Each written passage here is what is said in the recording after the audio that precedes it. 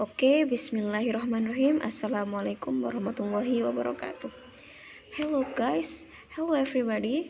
How are you today? We are hope you are very fine, okay?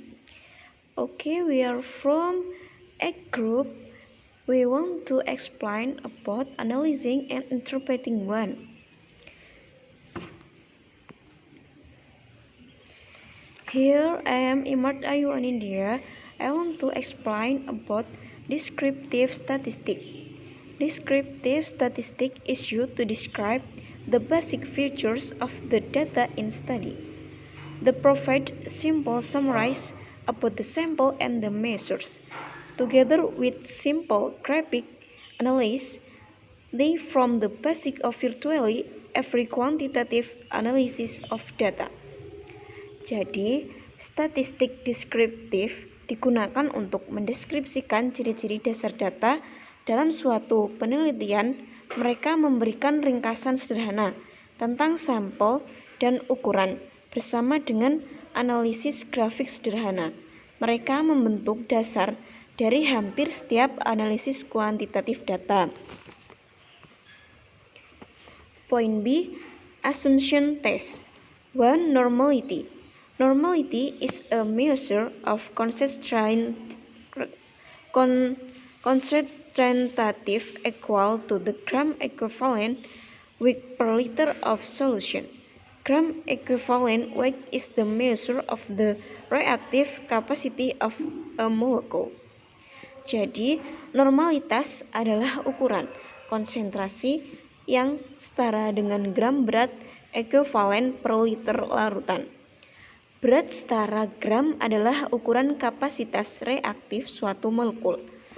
Peran zat terlarut dalam reaktif menentukan juga dikenal sebagai konsentrasi ekivalen suatu larutan. And the next materials will be presented by my friends Nanda Erlina. I am Nanda Erlina and I want to explain about homogeneity of variance. The assumption of homogeneity of variance is an assumption of the independent samples, t-test, and ANOVA, stating that all comparison groups have the same variance. Uji homogenitas digunakan untuk mengetahui apakah beberapa varian populasi adalah sama atau tidak. Uji ini dilakukan sebagai prasyarat dalam analisis independent sampel t-test dan ANOVA. Kelompok populasi tersebut memiliki ciri dan karakteristik sendiri seperti usia, jenis kelamin, seperti usia, jenis kelamin, pendidikan, dan lain sebagainya. Sebagai kriteria pengujian, jika nilai signifikasinya lebih dari 0,05, maka dapat dikatakan bahwa varian dari 2 atau lebih kelompok data tersebut homogen atau sama.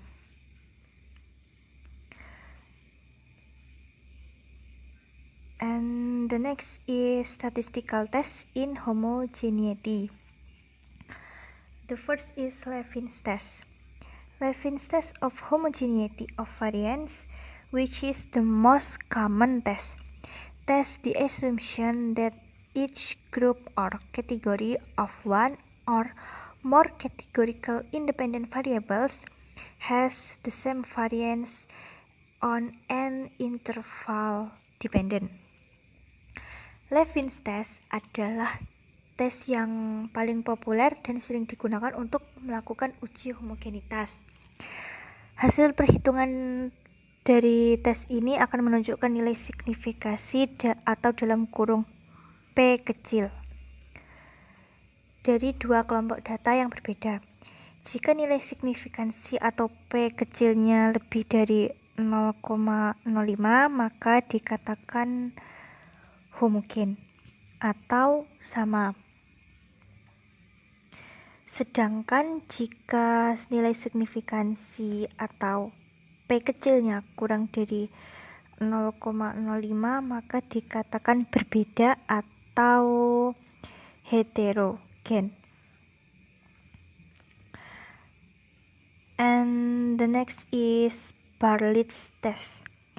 This is an older alternative test.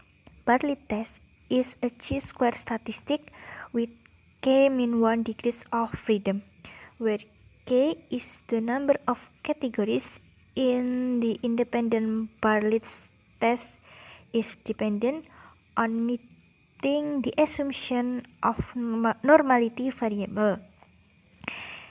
Therefore, Levin's test has now largely replaced it. Tes Bartlett juga biasa digunakan untuk menguji homogenitas. Karakteristik dari tes Bartlett adalah bahwa tes ini digunakan untuk menguji homogenitas varian yang lebih dari 2 kelompok data. Contohnya, jika kita ingin mengukur kemandirian mahasiswa dari 3 kelompok data yang berbeda. Pertama, mahasiswa yang tinggal bersama orang tua. Kedua, mahasiswa yang tinggal di kos. Dan ketiga adalah mahasiswa yang tinggal bersama sanak saudara. Okay, that's my explanation about homogeneity of variance. And the next explanation is about linearity. Bismillahirrahmanirrahim. Okay guys, my name is Muhammad Nabilal Falihin, and in this part of video I would like to explain to you all about definition of linearity test. Okay, what is definition of linearity test? Linearity test is a test that used to see whether the model bit has a linear relationship or not. This test is rarely used in some studies because the model is usually built on the basis of theoretical studies that the relationship between the independent variable and the dependent variable is linear. Jadi, uji linearitas ini adalah sebuah uji yang dipergunakan untuk melihat apakah model yang dibangun mempunyai hubungan linear atau tidak. Tes ini sangat jarang digunakan dalam beberapa studi karena model biasanya dibangun atas dasar studi teoritis bahwa hubungan antara variabel independen dan variabel dependen adalah linear. Nah, the relationship between variable which is theoretically not a linear relationship cannot be analyzed by linear regression. Jadi, hubungan antar variabel yang secara teoritis tidak berhubungan linear itu tidak dapat dianalisis dengan regresi linear.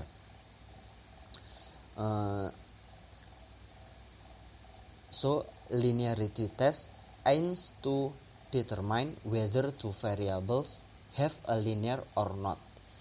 This test is usually used as a prerequisite for correlation or linear regression analysis. Jadi seperti yang telah saya bilang tadi, uji linearitas bertujuan untuk mengetahui apakah dua variabel mempunyai hubungan yang linear atau tidak secara signifikan. Uji ini biasanya digunakan sebagai prasyarat dalam analisis korelasi atau regresi linear.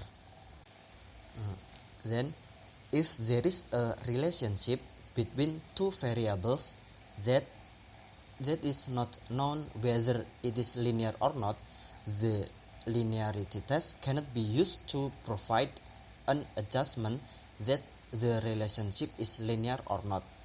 The linearity test is used to confirm whether the linear properties between the two variables identified in the theory match of the observation. Jadi, jika ada hubungan antara dua variabel yang belum diketahui apakah linear atau tidaknya, Uji linearitas tidak dapat digunakan untuk memberikan adjustment bahwa hubungan tersebut bersifat linear atau tidak. Uji linearitas digunakan untuk mengkonfirmasi apakah sifat linear antara dua variabel yang diidentifikasi dalam teori sesuai dengan hasil pengamatan. Nah, ada beberapa metode yang digunakan dalam linearity test ini. Yang pertama yaitu Durbin-Watson test, Ramsey test, and Lagrange multiplier test. Okay, next, methods in linearity test. The linearity test can be performed using the Durbin-Watson test, Ramsey test, or Lagrange multiplier test. The first is Durbin-Watson test.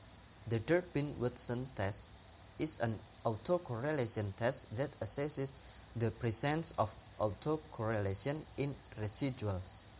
This test is very popularly used to determine whether there is autocorrelation in a regression model used for an empirical study. Jadi, the Durbin-Watson test ini adalah suatu uji autokorelasi yang menilai adanya autokorelasi pada residual. Uji ini sangat populer digunakan untuk mengetahui ada atau tidaknya autokorelasi dalam suatu model regresi yang digunakan untuk suatu studi empiris. The second is Ramsey test. In connection with the problem of specification errors, Ramsey suggests a test called the general test of specification error. To apply this test, we must make an assumption or belief that the correct function is a linear function. Jadi tes yang kedua adalah Ramsey test. Tes ini berkaitan dengan masalah spesifikasi kesalahan. Ramsey, sang pengembang dari uji ini, menyarankan suatu uji yang disebut dengan General Test of Specification Error. Untuk menerapkan uji ini, kita harus membuat suatu asumsi atau keyakinan bahwa fungsi yang benar adalah fungsi linear. And the last, Lagrange multiplier test. The analysis is carried out with the aim of determining the best method in panel data regression, whether to use compound effect or random effects. Oke, analisis yang terakhir adalah Lagrange multiplier test. Analisis ini biasanya dilakukan untuk tujuan menentukan metode yang terbaik dalam regresi data panel. Apakah akan menggunakan common effect atau random effect. I think that's all. Thank you.